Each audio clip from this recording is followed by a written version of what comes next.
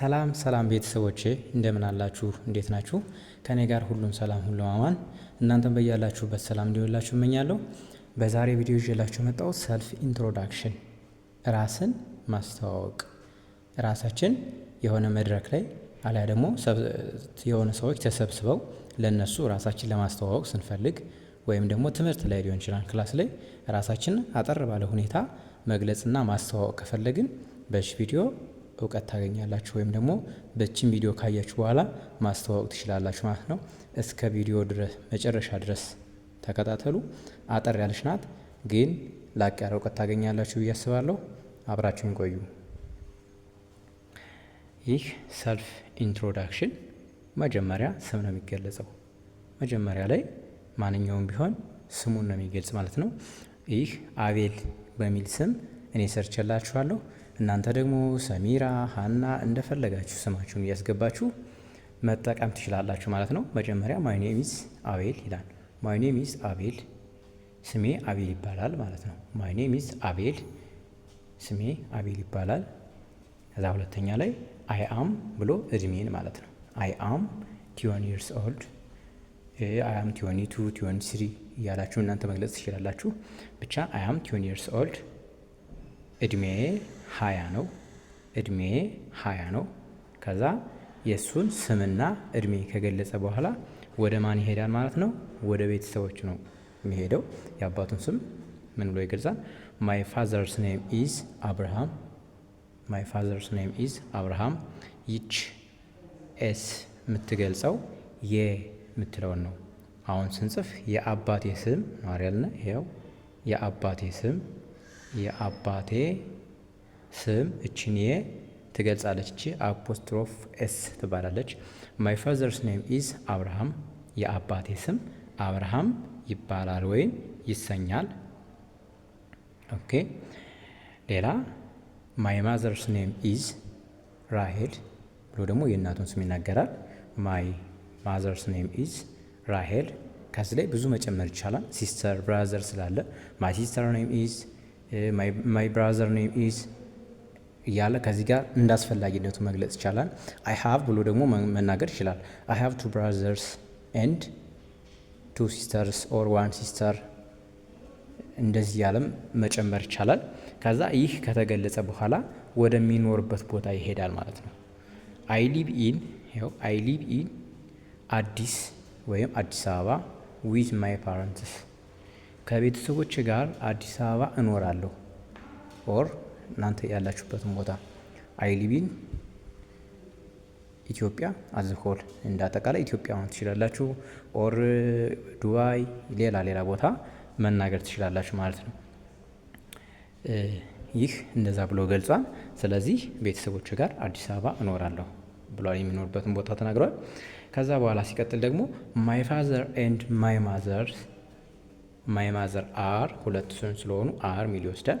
ኦር እናንተ ደግሞ ለያይታችሁ ማይ ፋዘር ኢዝ ፋርመር ኦር ማይ ማዘር ኢዝ ሃውስ ዋይፍ፣ የቤት እመቤት ለማለት ወይም ደግሞ በአጠቃላይ ማይ ፋዘር ኤንድ ማዘር አር ፋርመርስ፣ ገበሬዎች ናቸው።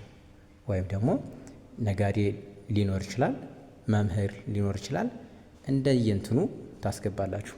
ማይ ፋዘር ኢዝ ዶክተር ኤንድ ማይ ማዘር ኢዝ ቲቸር ኦር ማይ ፋዘር ኢዝ ዶክተር ማይ ማዘር ኢዝ መርቻንት፣ ነጋዴ ከሆነች ማለት ነው። እንደዚህ እያሉ መጠቀም ይቻላል። ከዚህ ግን የተጠቀመው አቤል የተጠቀመው ማይ ፋዘር ኤንድ ማይ ማዘር አር ለሁለቶች ፋርመርስ ብሎ አባቴና እናቴ ገበሬዎች ናቸው ብሎ ገልጿል ማለት ነው። ከዛ ማይ ሆቢስ አር ሪዲንግ ቡክስ፣ የምወደው መዝናኛ እንደ መዝናኛ ማለት ነው መጽሐፍ ማንበብ ነው፣ ወይም የምወደው መጽሐፍ ማንበብ ነው ብሎ ገልጿል ማለት ነው። እናንተ ደግሞ መዝናናት ዝም ብሎ ወክ ማድረግ ሊሆን ይችላል፣ ወይም ደግሞ ስዕል መሳል ሊሆን ይችላል። እኒህን ፔይንቲንግ፣ ድራዊንግ እያላችሁ መግለጽ ትችላላችሁ ማለት ነው። ከዛ መጨረሻ ላይ ስትጨርሱ ዛት ኢዝ ኦል አባውት ሚ ቴንኪዩ ብላችሁ ትጨርሳላችሁ ማለት ነው። በቀላሉ እንደዚህ ራሳችሁን ታስተዋውቃላችሁ። የተማረ የጨረሰ ምናምን ከሆነ ስለጨረሳችሁት ስለተማራችሁበት ዲግሪ ወይም ደግሞ ዲፕሎማ ወይም ደግሞ እንደዚህ ማስተርስ የሚሆን ስለዛ መግለጽ ይቻላል። ገና አልተማራችሁ ከሆነ ደግሞ የክፍል ደረጃችሁን መግለጽ ይቻላል። አይ አም ግሬድ 2 ግሬድ 3 አይ አም ግሬድ 4 ስቱደንት እያላችሁ መግለጽ ትችላላችሁ። ከዛ እንደጨረሳችሁ መጨረሻ ላይ ግን ዛት ኢዝ ኦል አባውት ሚ ቱና ቴንክ ዩ ብላችሁ ትጨርሳላችሁ ማለት ነው። ስለዚህ በ8 ነጥቦች ራሳችሁን አስተዋውቃችሁ ትጨርሳላችሁ ማለት ነው።